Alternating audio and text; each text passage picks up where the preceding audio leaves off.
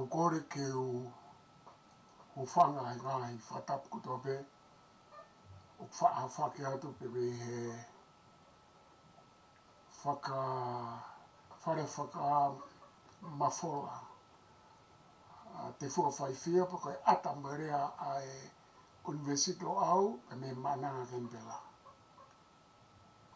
Ia kou whatapu atu ki he whaafofa pe me ngai nau o university pe me tae maha kurea pe me hunu whaafofa pe me ngahi nau kotoa pe o kune whakainasi mo toko nia ki tau tolu pe aku tau kei whekumi mo whiwhiri mo ngā oe ati pe kia e whahinga e tangata. O kou whaturo watu ki e hau e whanua pe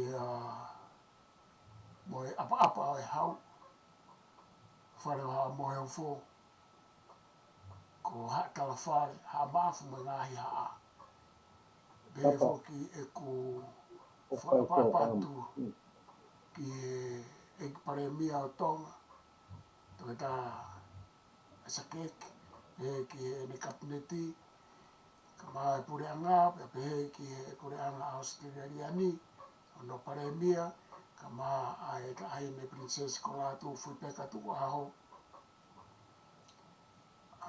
o kune mai mo ako ni e risi fa fonua ke no to ta mai ka ta i fonua fare mata pure pe mo kai nga ta ai ne pe mo mo to ko to pe mo mea mai me nga i tapa ke pe te mo mea mai ke poro kalama ko ni i he aoni o ko i hemi pe mo professor i no ke fotu o kau pe ko fifia ke tal le ai pure lai o e university lo au kai whahaina ke whahau ka te poro kalama ko poro kalama ni hui loa ko e teori fo au pe ko e new theory pe mo e lo sika kai ki mua ke mahoko atu ki e ka venga anga maheni ko ia whainga i siupe o whie tala noa mai ki ai a professor kai whaina ka kou whaamu ke kai whaina ki ke kātaki mo au o whaimanga tala noa ki e konferenisi ai tā wā theory in Usila ai ana ke lawat kai pana e tau kaulo au na lawat kai ne ko professor David Takairi ka ko whaampe ke takamata kia ki o meange ha wakai ki e konferenisi ko ni pe ko teori fo ken folo ne kamata mai ne ha o pasifiki pe ko ne kapa mani e ngai me sit me ka wa ko ke ka ko tui pe na ke la te lava pe o mea ai anga ho o wakai ki e konferenisi mo teori ko ni malo e fa foki atu Maha pito laptanta ko kore peke ufanga he whakatapu. Kai asa peke whaiha whakatala noa ki ngahi mea me tau wa umai kia, ngahi mahi mea kokosi. Tau ku watu wene whakatapu ki ke peko so mui atu peho o whakatapu ka ke tonga kotoa. Laftani na lava atu he lere pehe to ki mea ke he pepe au. Whainga maari e pehe na whakahoko mea ko iai e taimi na whai iai e o kātoa ngai o e tāwa mo ngā u e ko e na o whakahoko ki ai. Fuoloa mai e ne lere pe aputaki mai tokia o kusi mahina. Ko professor ka iri mei Hawaii. Pe koe mea koe nau fia siwa he nau. I tau laki ai mo e kau whiwhine e professor he ngahi university ke he Nusila. Ha moa mo e tonga. O lava ke tau laki mo nau tolu he ulaki taimi koe ni o whakahoko ai konferenisi. Koe mea lahi konferenisi si ua o mau au pito ai tānaki koe publication koe ai. a o kusi mo mea o whakahoko he kautaha pe o kui ai pe ai tamaiki ai ko maama ko ape ko hako ma upe ia, ko nau tōna nau whahoko a mea pe nau whaari he mea o lōntia ia upape ke sinlahi au pito. Maha ko hapo I papi ke sine wha e nima kehe e ke wha opo koe ngā au ke tāwa pe aku ia e kau skola to lahi nei he anthropology o ku whakaului ke tāwa theory of reality koe whakalea ia koe o kusi mo te vita kairi, professor kairi pe aku fia o pito ke kau atu ke ama whainga maari ke aho kakato taha na whakahoko ai mea koe nihe aho toko naki pe fia o pito he taulaki mo tau kaulo au o ku kau ai pe a te vita kairi, professor kairi koe hoa koe o starek whinaua setana iai pe mo oke mo taha o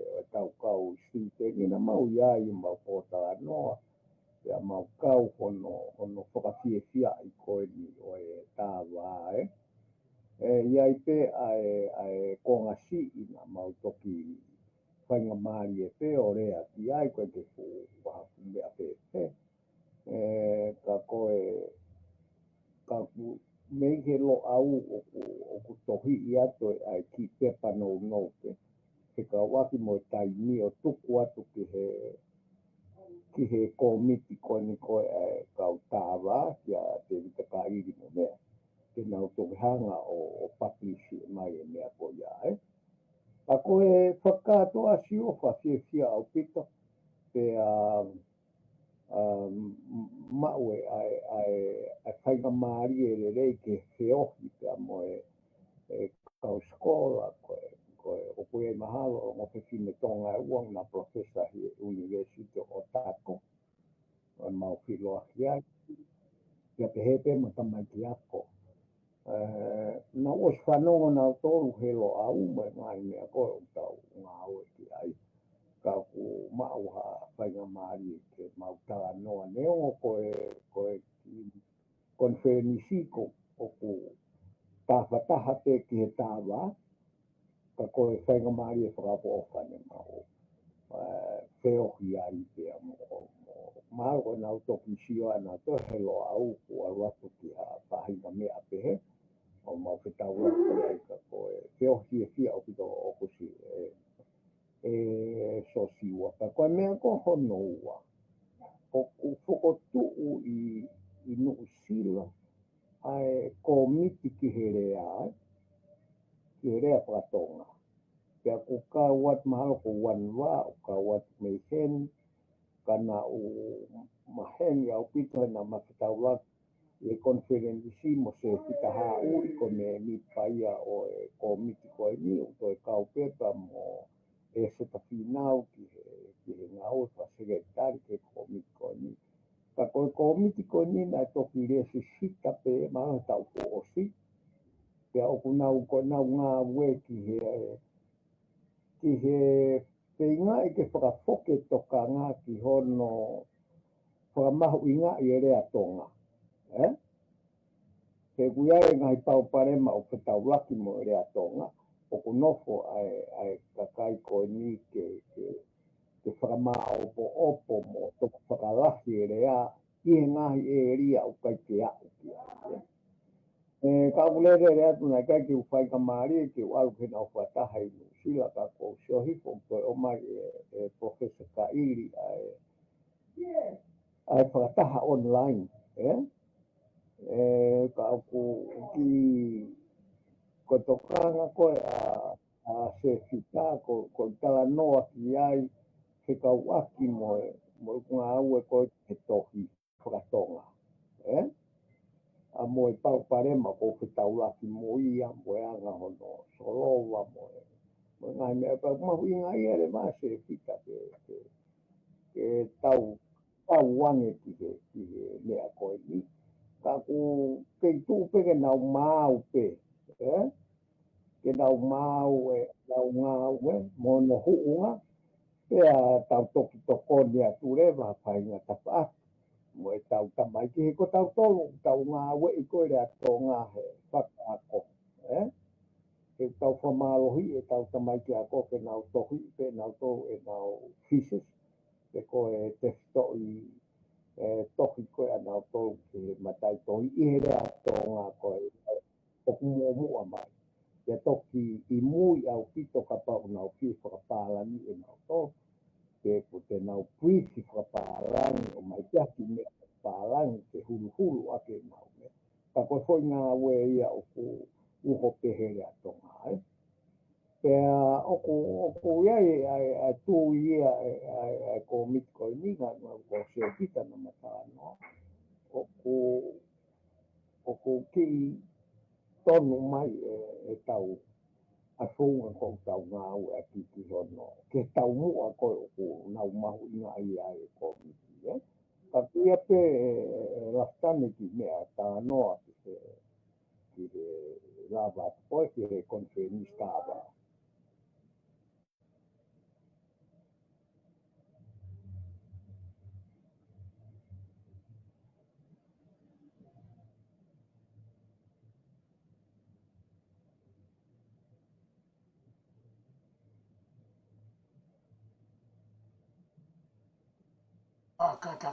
ka koe wakai atu pe na e toi ai ha o toi wakai make mahino fukeni o ku manakoa pe alu ke tupu ke tokolahi ange ai kau mui o e tāwā i kai ngata i Nusila ka e pe ki tonga moana mo Pasifiki ka koe ku ki ape ai whehui koe nipe ku toi ai ha o wakai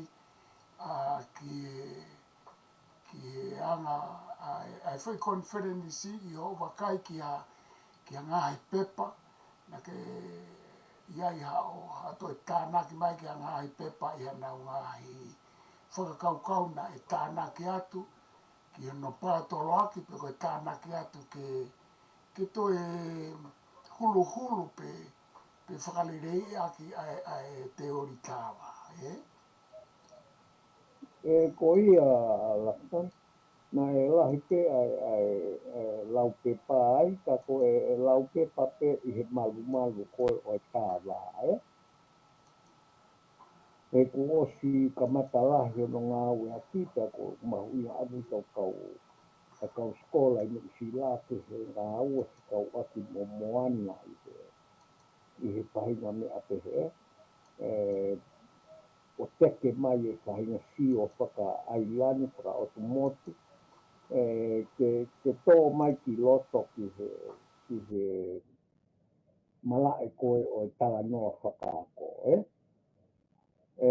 ke he me iai si ua na koe contribution koe a tau tolu ia koe ki pe pā ako pe spetolu pea ko tala noa te fito tala noa ko ia o ku iai ai distinction ke kau aki pea mo e taimi mo time space o ku ikai ke usio o ku lahi hono whakatoka ngā ipe ko hono teke i mai hatahi mua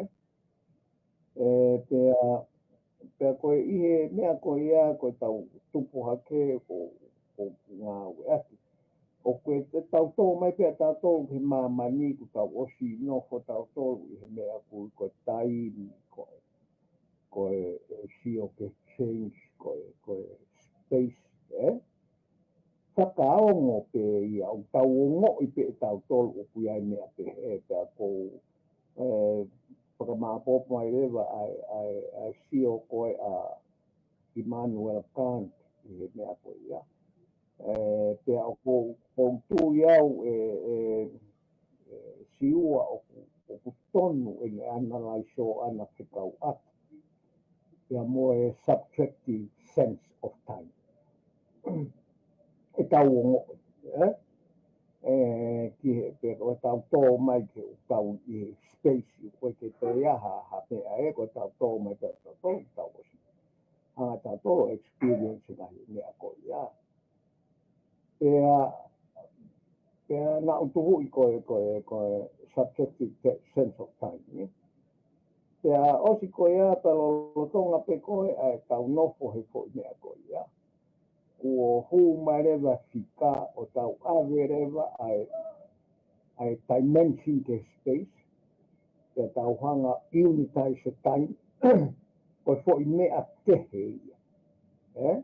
O ku ngā aue ake fika mo whakasaya nisi. Pea na u whakarea pe koe objective sense of time. Ka oku na kehe. Pea oku na whakatou tonu pe o whakatou ngā aue ake. O kai ke pehe ia ke mui ke lau ai kau mea ni ihi. Ka e tau te whito ke kau ato porosia ni ihi.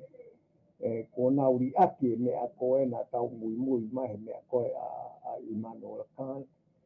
Pea ko tauri ake ia ka tau hiki mai ki he whainga ngā aue koe ni a tāwā koe mea ki he objective sense. Ka koe mea koe na poini au te siua.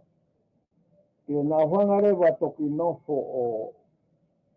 o sort out ki te nauhanga o whakawete. Ka pau ke tāwā.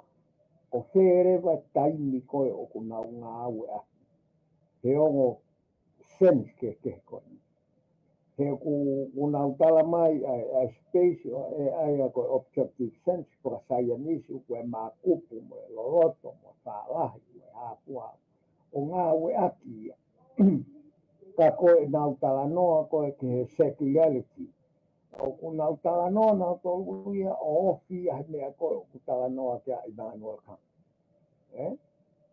Pea ko ai rewa ke kiria pe ai taimi o nau hopo ai nei he objective sense of time ki he subjective sense of time. Ai analyse ko Immanuel Kant. Ka koe ki mea no pe si ua te uru i atu koe o atu pe ki ai ke nau si o rewa ke toe maala ai tuu koe ai tāwaism. Whekau aki pia moongo sense con of time. Pea koe mea pe nau tuhui e au kai ke fuu i longa mai a taha i he tala noa koe ni o space time. E hau o te ke i mai for distinction koe ni. I he scientific sense of time. Pea moe subjective sense of time. Mahalo koe mea pe e te ulawa kota anō ki ai si ua e ki mea sii nau lava tuai o lava ki hu mama atu ki he kakano kone conference koe. Iyo, aloha pito koe toi wawa ngā whok na ukala noa ai ke o ngā sense e ua koe. Ka koe ke tui pe o ku whikai ngā aki mo mea koe na ke tala noa ki ai. O ku asma he koe na tala noa ki a Kant, pau tala noa ki subjective sense koe na usio aki ki he kaimi as a change. Pea koe makehe mo Kant, na nofo a Kant ia he kaimi. O ne nofo he subjective sense o he kaimi. Ka nau sio koe objective sense o he kaimi, mohono subjective sense. Ka nau sio he tohi wawanga koe kaimi ia o ku totally subjective ia. Ko mea koe ai koe ai dimension koe space. Aia koe ku tānoa ni koe, i he ku tohi e kānoa ke kaimi mo Kant. He koe tānoa koe Einstein koe kānoa ke e tohi, koe spatial dimensions o kānoa ke Einstein ia koe width, length mo height. Nangarewa Einstein ia tānoa makehe kaimi ia. Paku awhi atu koe e ku tala noa o mei ka inga ia mo e tala noa Einstein Ka koe matoi ke he ku kei tala noa pe Einstein o au ke objective sensory kind. Ka koe ku tala noa a kuia ke kaimi o koe fo I hingoa, koe fo I phenomenon, o ku subjective he ku kau ai mau pe kau tolu ke relate mai ke humani. Ka koe change pe koe ngai liu pe o ku hoko I natula. He koe taimi ko ku kau mawahe ai tau tonu me kau relate mai ai makape la a tu hanga tonu. Koe kuanga koe kanoa. O koe kia taimi ai koe change. Koe taimi ko mawahe ai tangata. O koe kia taimi ai I existence koe change. Koe toki taimi o ku fully subjective ia he kanoa e toi. He ku toki mo oni ai tau taimi kau hanga whawhi hoko taki mai kai tau tonu. Ka kou whakawawai wa he ai iau e au ia ai spatial dimension, ai a koko whamamai whao he space, pe aku ia e u dimension I he space, ta tau au mo Einstein, he koe tā noa Einstein ko spatial dimension o ku tolu, o wha ake taimi ko foi phenomenon ke, o u dimensions, Ka ko au whokia o koe kia mea ia koe time I reality, pe koe existence, koe change pe. Koe kaimi ai tau hanga o relate mai ka tau tolu. Pana aku tala noa I tā wā koe a mahina I tā noa pe koe ni. Ai koe tala noa au pe he. Koe tau tā noa whatonga koe tā wā au kau ngā e aki pea in of relative, in relation to human. Koe tau mawahe koe tau tā noa tā wā I tonga, o koe kia tā wā ia tau tā noa whatonga. Mo wha mua nā I reality. Koe foi ka noa ia ai kau misnare. Uhinga ina nau li riu ngā tono I pe I he ka uhinga aku. Riu ngā tono I pe taimi ki time ki he taimi. Hena keke nau sia na tono o fiti ini ki he tā. Hena o sia he tā he aku ia. He koe tā ia uhinga pe ia ki he mea whakawhaiva I he kutala noa. Pako mea nau pe ai na uhinga ai kake ngā ake ka misnare ka nau ai pe taimi. He koe tāia koe kene lawa whamatalai ai rhythm go, mo change go hoko he atakai. Koe vāia o kuia whainga whaitu pe space ka koe tā o ku uhinga pe ki a performing arts, mo mea ki he whaiva. Pea koe uhinga pe tā o tā, koe mea o ku tau ngā ue kia e tangata pa tau ai kia e whuirea koe tā. Aia koe ku hulu e pia koe whie tānaki atu ki he whikau aki mo Kant. Awa Kant pa me whawhai tā whawhai ke subjective mo objective. Ka ku alo pe au nof pe ai subjective pe ka imia ka te a koe change ia o ku objective I he kutala noa. Ka ku te whawhaka tu pe e kai whaina pe o te ai maa tānaki ai kai pa tā hoko mai o. Kai keu lawe lahi ki he mea koe ke tā noa ke ai e tau relation koe ke taime. Ko mea koe nau ki mahu inga ia ai koe mea koe space. O kui ai koe ai dimension. Ia mua mea koe ko hono unitize koe o time. O ai se koni koe hāpua o umea koe ia. Koe ongo invention pe koe ongo ilo whakasayanisi mahu inga o pito ia e whaahina o tangata. He kutoki o ato mea ia ko ia o superimpose I he ongo koe o subjective. O nau hangarewa o lava rewa kausayanisi o ngā ue I he mea ko ia. O hoko rewa o asimai o kuitua objective rewa nau ngā ue. Ka koe mea ia nau te huia koe o ku mahu inga ki ai. Ka nge koe lau koe pespe tolu nau ai koe ku mahu inga ia pe aku ia ke toi ki o atu e distinction ke nau toi hanga he tā wā o toi whakaukau ai taimi koe o tā noa objective ai Pea mo taimi ko ta no subjective ia ki sense of time. O hange pe ko me ko na ke la mai ke ai ka ko ku whenga aku ke tuku atu pe ia for distinction ko ia. Pea mo mohono whakamārohi koe a invention koe a tangata ngo invention whakaofa koe de ua o nā ulapai o ngā ue whakasaya nisi ki hono ngā ue aki o sense koe o time. Ai ko o tau we live it, and we find ourselves in the middle of it. Ka koe ku mea kekeha mea lahia, koe kuanga pea ko tuku atu distinction koe ia. Ke nau toe hanga na apuiaha no aonga ke nau toe whakaukau ai taimi.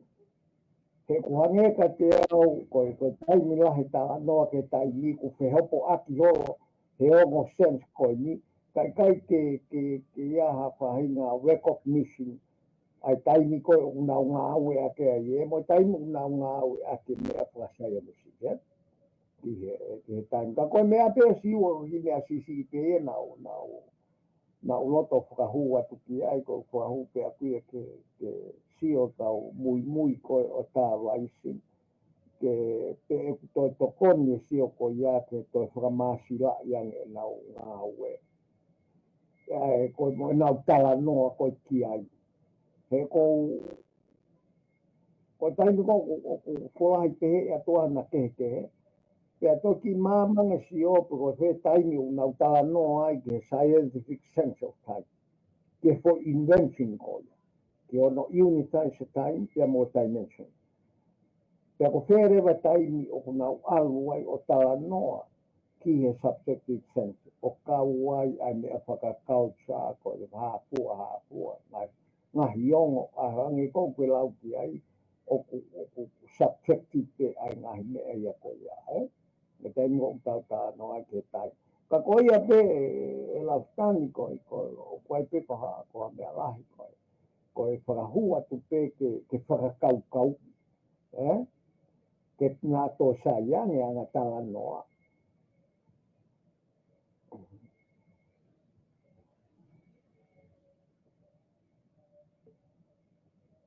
Ka ke whanoa tiwa. Kataki. Ko maaria ko ho lawe hake ke unitization, ko kauhanga o kofui, ka ko mea ko ea ko kawa noa ke whakaukau ko ea he toi wawanga aia o pehenia. Ko kauhanga o to'o mai for spatial dimension ko o height, width, mo length. Ko ia ko kauhanga unitize, whakataha mo change. I anga ia koe ko kānoa, pa koe ki anga koe kawa noa. Ma tau hanga rea o ange kia fo I hingoa koe time. Aia tau hanga unitize a spatial dimension, pea koe fo I tuku koe kau mare e ano ai koe e unsign o ai e taimi koe fo I mea kehe. He ku whekau aki mai a moe whainga o hinga koe o koe kānoa. He kune ai pe special dimension koe foi tolu koe pa koe taimia koe foi isiu ke. Pa koe taimia ke te au no whamawa hei koe ia koe change. Pa koe mea rewa koe kau ka anoa kai koe taimi o ka o mai ai foi taimi koe ka anoa ke ai Anderson ai foi Albert Einstein foi dimension koe ia. O whakatahai mo foi special dimension e tolu o width, length mo height. Ko te whakatahai koe au ka uiri vai a koe taimi, ka kānoa re vai ke u dimension. Ka kono monia I e ku kānoa a kuia koe change o ku ka ui koe taimi, pia koe u special dimension koe tauhanga rewa unitize, koe tau unitize pe tau toria ke whakarelate mai ke he tau whia mau, ke rau lava o ngāwe aki anatula, I change, pia mo space, pia ke tokoni ki he tau mahi no koe. Ai koe whai konga koe ko uhinga koe ko pehe kau o mai o ngāwe ake ai ki o subjective. Ai whai mea koe kau ui koe time. Ka koe ko whitanaka pia ke mea koe nau ka noa ke ai I tohi.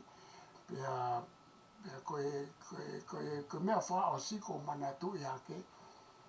Koe ngahi foi pupunga i rea ko o ne wha o tau tā noa ke tā mo e wā. O kui kai koe wā mo e tā.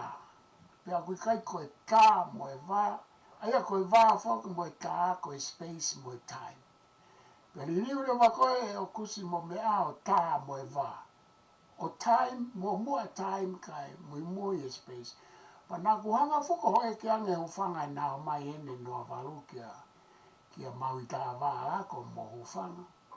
Piko a mea o kukai ke nā ngāwe ake ai wā tā, he koe ngāwe ake e mamani mo sainisi mo filosofi, koe wā mo e tā, pe koe wā mo e time i hena sense. Pata mai rewa nā oa o ku ongo sai ange ai tā wā, ai o furi. Ka koe mea koko ka anoa ka he tohi, o kui kai koe fui ka kato ia ai fui tā noa whatonga ia koe wā pe koe tā, mo e tā pe koe wā tā. Pea kui kai koe tā wā, i ngai fui kupu kou me whao e tau language. Kou kupu kou e kupu i lea koe pupunga reo me whao e tau rea o kupe. Tā wā tā, pe koe wā tā wā. Aia koe me kakato ia koe ka te au. He koe suke koe tau pe tā wā tā, o kuhanga e tā wā tā, o whao e urea ke. He kui kai koe tau rea o whao pe, ka mata ki pe tā moe wā.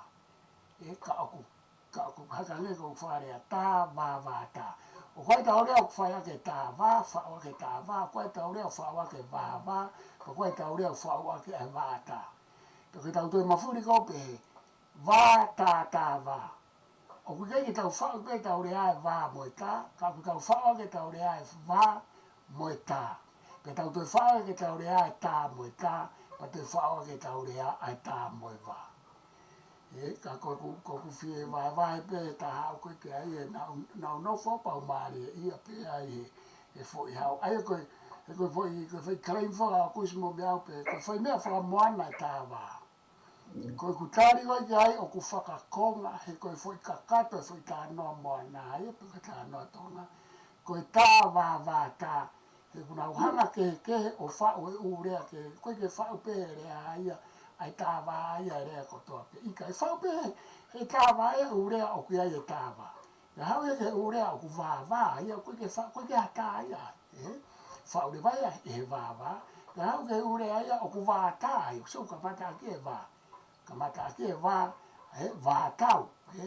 O mā furi pe, ka kui kai koe, o ku soli te tuu ai tā wā.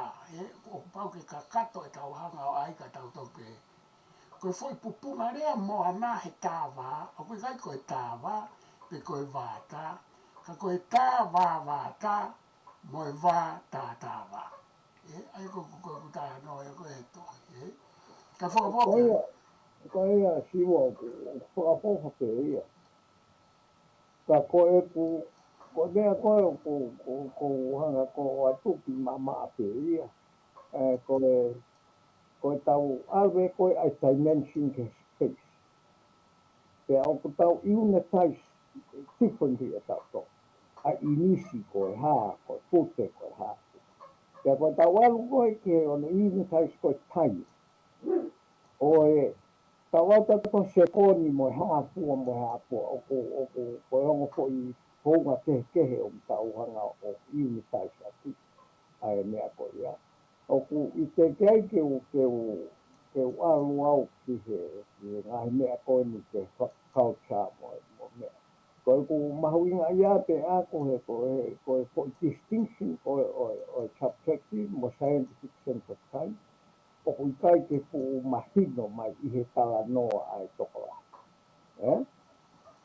Penaya o kia Kang, kia Immanuel Kang, mai kai ke pu mahino mai hanehanga ia o kai ke he i o mea koe. Ka koe ku poini te aku ko pau ke tau o mai e distinction koe ni ke mau inga i tai o tau tala noa ai ki he tai mo space. Ka koe Pea o atu leo whamahu I ngā I koe. Kau eni he ongo invention mahu inga taha ke whahinga tangata. E nā uhanga o ai dimension ko space. Pea mo iu tāsi koe a taimi. Ke tau lawa ngā au e aki pia. Hone whaele I mai he koe mea koe a saianisi mala e ke heke. Ke wā e ke heke. Kapu o foki e ahange koe o whakamatala koe tau tā noa koe. Ki he mea ia o kurioto ia he mo ia tangata. Aia koe mea koe kurioto koe he mo ia tangata. Koe ke si o ia ke sekoni mo e inisi mo ia. Ka si o pe ia ki he liliu, ki he change. Koe reality ia koe o ku tau nofo ai. O tau wheo hite tō mo change e tai kotoa pe. Ka koe ku hinga kuia ke o atu koe foi mea ngā ue foi invention ko. O tau lava o tala noa ki he space time o ku mawahe mea ki tau tō. Ka tau lava analyse o ake ngai mea ke. Ko ki mea pēr nau whakahū atu e au ke tala noa koe ni. Tau toki si o tau tō mā pōpe tau tala noa mo o paike ku I o pia te tā no mo ti kairi mo o kusi mo mea ke feelings koe hāpua koe hā. Koe u sino whaka subjective ia ke mo ui koe tangata. Ka koe ku mā pe ki hanga o tuhu ia tu. Koe uhina pe i tuhu ia koe ia siwa. Ke tau toki si o ia nge whakaukau nā kunau. Tā heu noa ia he waha ai o sense of time koe. Tai tokoni atu ke nau tala noa ke nau ilo tai mpo nau tala noa subjective sense ai. Pea mo tai miko nau tala noa whasaya nisi ai ke. He kai ke pehe koe. Koe hange koe ni. O nau pehe hoki o ku lini ai mea taha.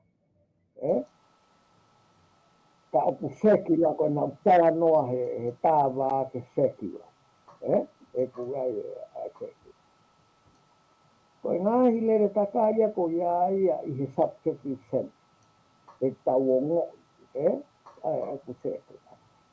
Koe tau au koe ki he scientific time o ku toki o mai he whika ia he taimini ho na lawa whika ai secular sense. Ki he dimension pa moe time. O ka te nau koe pia koe nau tō sio ange ki he sense koe o taimi nau tānoa ki ai e sio. Ka aku kei lahi ai mea e ke tau tānoa ka hangi koe mea koe niko o mai tohi wawanga. Ke indonesia te mea koe ia ke whakakau I he tala noa koe mea tāwaise. Pea o ku claim pe tāwaise me kona o tala noa ke ngai mea koe ia. Ko paureo wholahi a te distinction koni. Pea nau sio ke for invention koe. O ku whakangatula I tau o ngoi koe ai space koe moe wā I subjective sense. Koe hārewa hono implication ki he oe analyse koe watu koe ai o ku iai distinction me he o sense of time. He ka pau te nofo taha te kita tanga mai te nofo subjective. Yo koe kāno mau ana sio. Pea ka pau te ngā o ake tai ko o mai ai ke scientific sense ke ono objectivity. O ku ikai ke aha mea mau ai ka koe poini koe na o fotu o taha I tala noa koe ni. O ku na whakatou ao ngā loa. Ki he anga koe e tau tala noa koe o analyse o whainga mo. Te tau aki pia moe. Change pia moe. Space pia moe. Time. Tau tala noa ki ai he koe whoke ai taimini I koe taim kong tau tala noa subjective ai o tau tala noa ta tolu ia ke o koe tau tala noa ta tolu space time. Tau tala noa ta tolu spatio temporal. Painga tala noa taha ka koe ka ke siu ka koe ka ki lava te tau ki ai koe mahu inga ai ki mea koe na upra hua tu koe ki anga o tala noa koe ia ka koe ai a te aku ia na to kehe ange ai anga tala noa pe koe mahino ange ai tā vaise e ko taimini koe ke loko mahino ka te au ai tala noa ai ka tā vaise ka koe context koe o mea ko ko tu atu mahalo to ki mahino ka te au e nau ka pau te nau to tala noa o mahino an ki ngai mea koe ka koe siwa koe mea pe au koe fotu upe ia o kai ko fu mea fifi pe koe fotu atu pe o ma ko invention lau lo taha e pahinga tangata o whatupu ai koe saianisi koe e tau saianisi koe o space time ia moe po i tapa ake taha koe tau ongo i pe tau o tau i o toa mo te aku ai te mono ngahi ana lai soka na ia tau ta ano ia te ke hiwo ko la sanke ko me ai amu ke tau to ta no kai ki ai ko me ape la va ko he ahon me ape ka aki ka mo conference e pu ai Malo kai whaena, ka kou tuku atu ke hoko atu a whainga whakaukau pēu ke sio ki ai e ngā aue koene o ke whai, e ongo tohi koene o ke ngā aue ki ai mo e tau ngā aue ke whakaukau o u teori, pia mo e teori who mo ngai, piko ngai, wakai who ngai, ngai whakaukau, wawanga who o ke whatoka ngai mai, mau inga ke ta hoko atu ki ai kai malo no omi ai hulu mai mo no whamanatu mai ai confidence mau inga koe ane ke lawa atu ki ai. Pena iai whoki pia mo Leo Cook, pe ko lo au hinalo, le whoki ki a Profesa Mauita ai wā pe ka iri e kone. Tō taha whoko e niu ne whakatou ngā ue pe ki lo au pia mo e taha wā neo koe. Ka pehe koe e aia koe tō taha i ne hoko atu ai te ori taha wā i e tau whanonga atu koe ni ko Mauita a wā ea koe. Pena hange koe taha noa. Nei mo e se ta whinau ko ia mo Profesa mo no se panito whina ko pikia. Profesa Stareki a tata whinau na nakau i no tokonia no whakawā e mo whakatu a School of Health ko ia ai lo au i hene kamata. Ka kou whamalat, ka kou tuku atu ke wakai mua ke ta hoko atu ki ngai te toi whakaukau pe he lo sika mo teori o ke si o ke whima o ke hui mai ke ta tata noa ke alot kuen ke o se tataimi o ke toi pe ai tataimi malo. Ko mea lahi pe siua na mau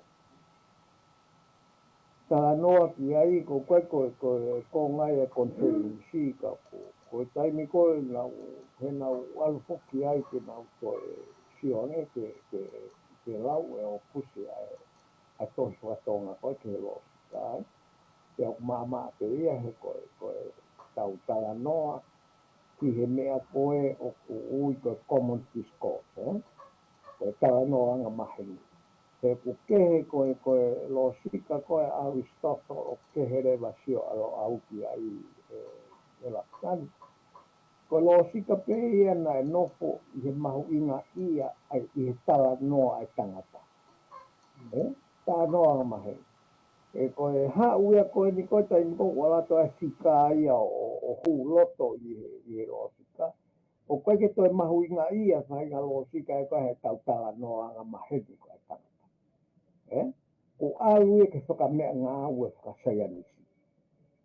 Aia o ku alu ne vai a toi maa si lange ai tampua aia moi mea, kai ke fu ilonga whakalaka ai tala noa koe e whahinga tangata.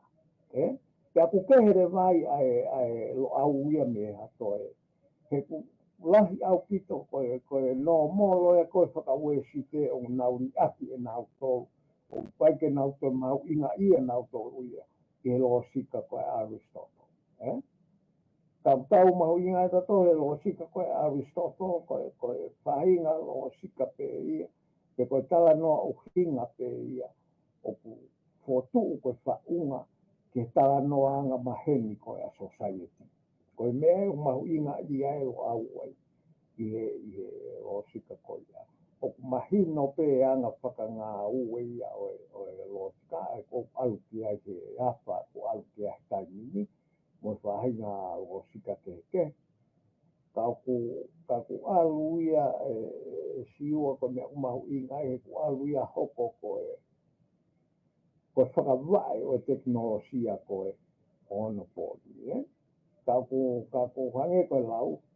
Koe mea koe ni koe mahu inga ia koe ni koe i he teknolosia koe i he whaunga koe Aristotle o ku kehere wa lo au ia meiha toe api ako o ko iloki ai. He nana whanga nā tolu koe me koe senturi tahawalu. Ka au he tāpitu ko lahi honori aki ona ia. Pea o ku iare kau whai ako ngā siwa ko he aki pe na urea. Ka pau ke se ilo ke he re soni koe ni. Pea o te ke toe ako koe mea koe Aristotle. E alo e ki ai. O lere mai ake senturi tahapau tahiro. O kau mo Bertrand Russell ia ke whainga tui koe ia. Ka koe hau koe alo au ia o ku kehe e nau me ana toki. Carl, I'm here.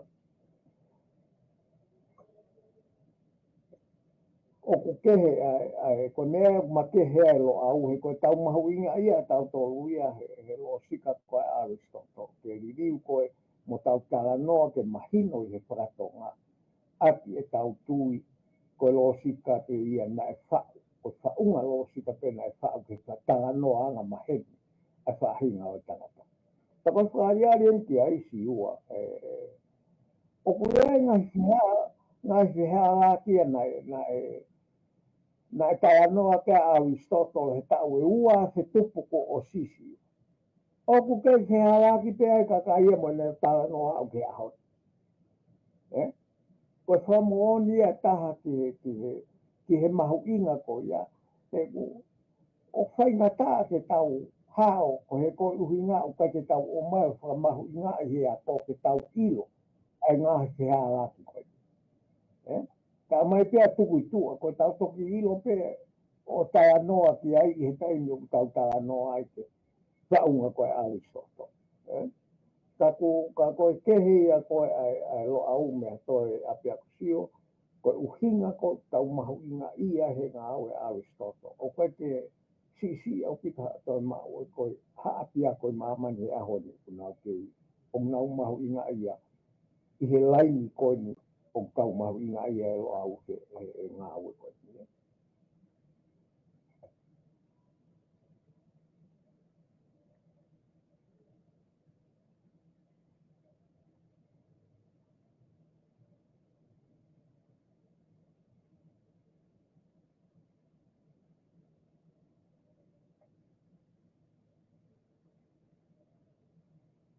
Kataki.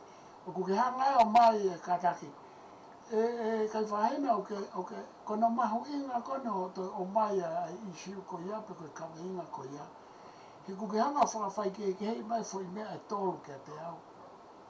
Koe mahu inga koe tau tala no ana i nofu ai a Aristotolo i me whao ai lo sika.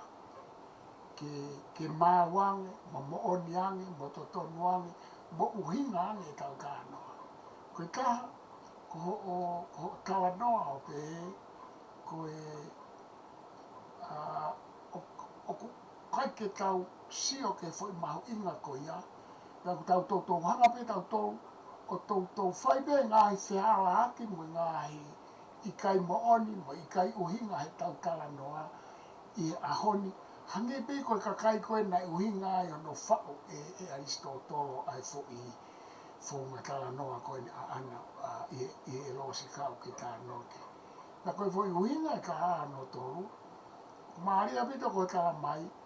Ko tau hiki pe me foi whamamafa sa wala Aristotelo ke lele yang e tau tala noa. Mo uhinga mo moonyangi. O aia i ai pe koe tampua. Paku. Alu lewa mau ia ke mawang e ta noa e ai. Ka tau ke i palapare ma pe tau tolu he nea koe ne uhinga koe ne ai e Aristotelo e tala noa. Sai koe foi poine e tolu ko whilawe at ki ai. Ka koe mea tako manatu ia ko ta noa me nusi la e kai whaina. Ko ta noa ki ko miti koe rea whakatonga. Mahu inga o pito pa Maria o pito o tala noa koe mo ta noa mo se fita. Pea ku sai pe hange ko whamatala he kau ngau e pelo au ke lea pe kau ngau e ke rea whatonga koe rea whika ua kia pa whika ua mai rea whamapala ni e lo au. Pe ku na whanonga whata pe ka ku tui mahalo oku alu ke maawange e tau ngau e ke rea he nei ulak whotu pe whoke ki komiti a Facebook o i kai ke whaunga whoi komiti lele ka koe na ku o ke tala mai me nau tala noa i nusi lau whao whoi komiti pa kwange ka te au na ke pehe o ku resisita iai mo no kau maua kalapa kai whawhoke ake ke hoko at koe Koe komiti po o ia e siwa o ku nau ai pia koe mea pe o ku mahina ka te au ko taimi ko nau keinga i koe ke whakahoko ki tonga ai ko i ngā ue o ku nau ongo e nā tō koe ke mahu i ngā ia tonga ia ai koe mahu i ngā ia ai au ku arua teo mei murini me mea ko u nau ka koe lawe koe a se pita he koe ngahi mala e kotoa pe ko pau ki tau toe ngā ue i rea whakatonga ki te malo hange o ngā ulotonga lere mai he ngā ue koe ki heo ki whakatonga i ngā mea lahi i he ngā ue heo ka koe tokanga koe a se pita e koe matala noa koe ki he ngā ue ko whahelo fita o ta maere wa se fita koe urea koe te o mai koe me ta whaaki koe o tupu mi o tau kei koe he ngā aue ki he tohi mo koe toko ni lahi ia aunga lahi au pito ia te peke na ua wana tō ngā aue ki ha taha me mala e ko ia te mau wataha koe mau laki se tau laki oku pena e mea pango pena ka te ulawa ki wataha mana e whakaawhia e se kita ke au ono uhinga pe he koe ki mea kotoa pe e ria kotoa pe utau ngā stako te ki ua tokoni i hono whakalahi e tau rea mo hono whakatupu ono aiha whahinga ririu te tau ngā au e ki ai ka koe ngā hui rea koe o ririu ke mea nau tui lahi aonga au pito pia sai ki tawa noa pia mo iwi lahi ki rea whakato e ka mea kou whakaukau atu aku hange whaka te au oku ongo mai ke te au koe whakamamawha ke puke e tau urea pia whakamahino e tau urea whatonga he umala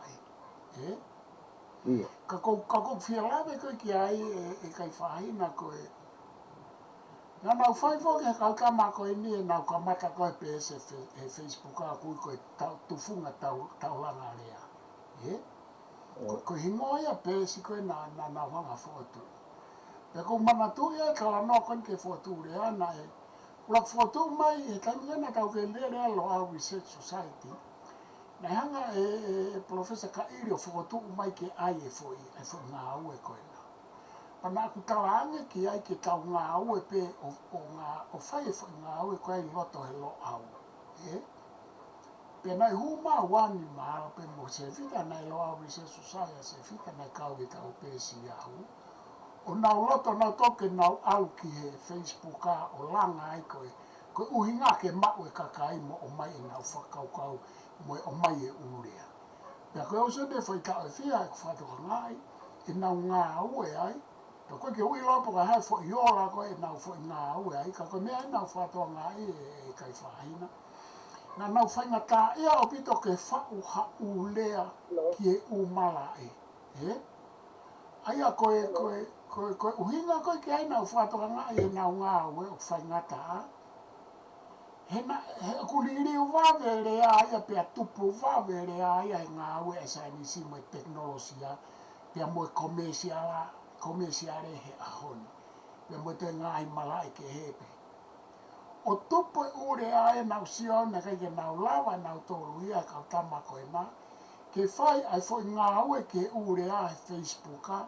Pia kai ke nau lawa mo e fo uhinga kena whakaawa ke hua mai kakai. Ke lawa kakai e. Kau bewa kakai pa nau ka anoa noa. I ka kukuhenga ka anoa e kai whahina. He koe ku wakai koe ki ai. Ka pau koe ai ke puke rea whakatonga. O ku fuwawe au pito e li riu ai umala e ako kotoa pe koe lahi kaha e umala e ako koe rea whapapalani. Ko mea koe tokanga ki eika ki tau waka tau tolo li riu e urea whapapalani ka atoa ko ia e ako miti whakatonga i a language. Te tau lawa pe o ala ki he ulea, ka ko te huma i teknolosia e mona ulea. O ku huma i teolosia mona ulea, o ku huma i e fisiki mona ulea. Ka ko mea koe ko tokanga au ia ki ai, ke mahino ke komiti koe ni, ke mahino mai me komiti koe, haa koe e nau te fito i ngā au e koe o ku mahu i ngā. He ka pau kai ke puke a rea whato, ngā heke ke la waya puke i liri wawe ko ku hoko e ahoni. He koe inga koe ngā hokena nau whai Facebook a o koe ke ola ai pau teke si au ke nau pulusi mai pe o maha ola e fo ngā ue koe a ke tau sio kene hoko koe blueprint koe mape kene tā ki tau tō. Pe koe uhinga pe eni pe kuia hato e fo i tau mua ke hei ai fo tu e komiti koe nā pe koe komiti pe anu sila ka koe nau kau ke a te vita kai koe uhinga pe ka noa. He nā tau si whai mai fo i ngā ue pia he lotolo au pe ku tau kei whai. Ka nā whakatoka ngai ai e au e kai whahina. E kai ke tau lawa tau tolo whanonga whataha mo i liriu ai rea. Mo i lahi angi au no whanau i rea. I e fo i ātakai teknolosia ai rea whapapalangi. Kauat kai mo i ngā hilea ke, e toi kauat kai mo i rea whatonga. Koe tau moa ke puke rea whatonga, te tau lava e foi komiti koe nā whai whatongia koe ia, te koe tau moa ke liliu e lea, ke lahi e ulea e rea whakatonga, tau o si ilo paraparema au pito ia, i e ulea ni ina nau whainga ki ai e Facebook. Koe hunga pe e ku tala noa, ki komiti koe ni ke nau toi wakai. E mai kamatalo au ia ne fufo website io, ai e urea kia, ai e urea kia, ai e urea ke palaka, ai e urea kia. Pea whainga ke iri whaatonga. Ko mea kana tau ke i, koe ke tau lawa tau tō urea o whanonga mo i liliu ai urea, mo i tupu ai urea, mo i urea whoo o kuhawe urea whoo wia whakamahina, whakawike i ngā ua teknolosia mo ngā himala e. Koe te nau lawa o alwhataha mo i mea koe a, pe koe ai pea mea te nau sio ki ai, pe koe nau liliu rea, pe koe ha, kau whawho ke atu kai whainga,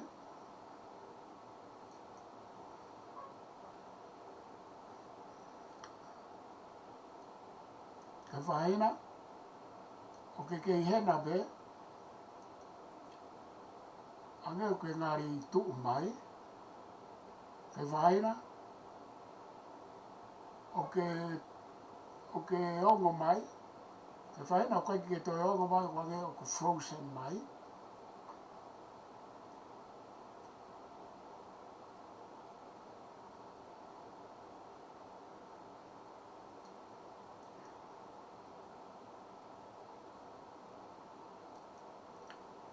i o mahalo oi ma tau ka ainga, mahalo ki frozen ma kai whaina o ko i kai ke u toi whanonga o ko sio atu pe ko no ne mea whai ka aina o ku asi mai ka koe ke toi ngāwe mai, ka ko kore pe mahalo te ki i anga pe o tuku ange ke koe ngana toi lava o hū mai, a kai whahina.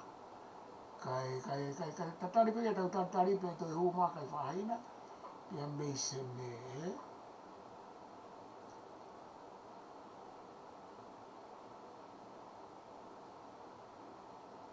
Ia ko tui mahalo ku koe ni o ku mawaha e pia kai whahina koe ki toi loi. Ia tau ki tai tari pe pe toi whoki mai. Ka ko whamalo atu mo ke ni mai ki he prokalama a e te ori fōu pia mo e lo si ka alo au. Ka mata mai matala noa pia mo kai whahina i e whakaukau o e tā mo e waha mo e nau konferenisi no sila na lava atu ke a whafonga a te lo au mi heni pe nai mi kau lo au no sila mo Hawaii na nau lava hake ki ai. Pero kai ke pe hoko mai e mata noa ka taki ma hoko mai mata noa ki mata nak whakaukau ki tā wā ki te ori koe ni pe ma hoko mai ai ke matala noa ki lo sika ma ka mata tāna mai ki lo sika pe mo whakaukau aso Aristotelo isa whakaukau Aristotelo ki lo sika ka koutui pe oku na e ongo lele atu pe ka pau pe te ki tari pe pe te whoki mā kai whahina ka pau e kai ke te whoki mā kai whahina pe te tau ai pe koe nipo slawa e tau hou ai taha iyo slawa e tau hou ai taha ka te u ki wakai ki heke o mā tau whaiwhasi pe kai pe koe tau tari pe koe ngā ke tau na tau whiunga ai pe iyo ko tui mahalo tau whiunga ai pe e koe ni koe ke toi whoki mā kai whahina ke whaose matala noa e whaose ke matala noa mai ki e komiti koe ni e language anu sila nau whakotuku na e hau e matala noa ke ko tātana ko kai whahina no toi whoki mai mahalo kai whahina ka koe ku tuko atu pe pena ke lava whanonga mai ki e ku kala noa ki Iyo, nau whanonga tasio. Iyo, koe ku ki whakawhehoi atu pe koe whoki ki e tawhaaki ko ia pe koe hao sio mai ki ai e ko ku hinga koe ki e whoi whihi koe ni koe pe koe hae whoi taumua te whito koe kau kama. E ko ku hinga whoi na nau whainga ke li liu rea. Pea whai whai ngā hoi koe au ku te kai ki usio au pe ni ha hono la. Pea nau whainga ke puke rea whakatonga. Pea oku hau pe rea whoo, koe ku poini, hau pe rea whoo ia e taimi kotoa. Ie whakaaho. Pea oku toi anu mai tau rea, ai koe nau whainga ke puke rea whakatonga, pe koe liliu rea whakatonga, pe koe ohi rea whakatonga. He koe uhinga koe whoi ngā hau e koe ia, koe whoi ka pau koe nau ngā ua pili a ngā himalai. E koe kuinga pia kene o sinere nau mea Facebook ana, nai te keke usia opa ka hai fo iola ko ia i whakaluku fua whakamamani ahi. Ka koe ni koe whakatu e komit koe ni, pe koe tau te aha no whainga o hinga anai a ka kei ka ko oa tu, ka te tari ke tāno mai ka whainga ke toe ai mai ke asi mai e koe kai ke asi mai. O koe whanonga mai? Ia ko whanonga, tāno mai pe koe kuonga mai pe orea. Ai pe kau whaose siua koe kau kuki whakataha e me ko hawa. Pe whakaose mai ai pe koe ia hena pata osi ai e fwoi tānoa mai koe nā he. E koe osi mahino e ni ia koe ngā ue lahi au pito e. Pea koe mea koe oku si oki ai e mata noa mo se kika.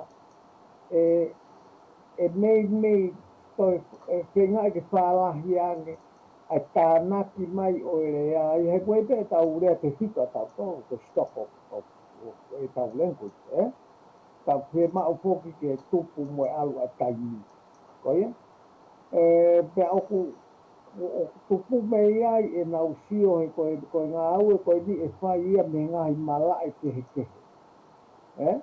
oku koe whunga o lahi au pito ia siua he koe e luku mai ki ai e kakai ako ia mo ta mai ki ako me he ngahi malae kehe o nau ngā ue ki ai mo ngā irea po o ha ke kumi hano whakatonga pe te me whakairia rewa ai. Ia Ka koe mea ko inga kai whahina na na o sfai mahe taku e me fia, e Facebook. Io ka koe Ia koe hea foi me ke na hoko at koe ni, e pika ki tau sio ka haola na foi ngā ue koe. Ka nau mea koe ni, siua koe tō ka utu i koe ni, ke tala noa ai lafi fo i ngā ue ko o fie mau ke whai. Aina? Te hei kai ke la vai ha ko miki. Ko me are wa e la vai o ka pau te nau create ha network me ngā himala e ke te nau toki whae ngā ue ki ai. Pe koe haa whahinga mea ke tāna te centralize ai a stock of leverage me he ngā himala e ke koe ni. Ko fo i ngā ue lahi a siwa. Pea oku o si ata ia koe ngā ue lahi e he kai ke la vai ha ki kuluku. Ko pau rewa ke tau ki toi sio ange ke he whakaluku pua ai luku koe kihe ke he whakamalohi e tau rea mohono toe whakatuku ke alu pia ke ofi he alu koe ai liliu a taimi koe mea koe ku alu ke he taimini o ku tui o ku sio ki ai ko miki he taimini ke mahalo te tau toi mauang e whakaiki ki mea se fita ko Professor Kairi te kau ati mo mea koe ni he ku tau mai ki ai mo tau moe korau mo oku whakasino ko miki kau teike mau mai hane koe lau koe strategy koe ki he whakatupu rea mono tānaki oku te keike mahino mai ka mahalo e mahino mai i he i ha tau toi tala noa mo te vita Kairi te koe ki anga na ngā ue ka koe ke tok fotu pe kon ki moe tau kōsi tau ngā ue ki ai ka koe ni siwa ku kamata mate mai mea kata pra osi ai Mahalo a vito. ta ko to pa malo lava ta ki po kalama tau toki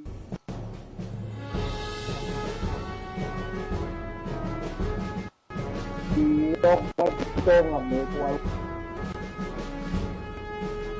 Anga e tau porokalama ko whamalo atu homo mea mai pe te tatau atu ki motu mai ai toi motu mai ai internet a kai whaina ka ko whamalo atu mo mea mai ka tau pe rau atahe ka tau toki hoko atu mo kai whaina e ne whoki mai mei tonga mahalo au vito.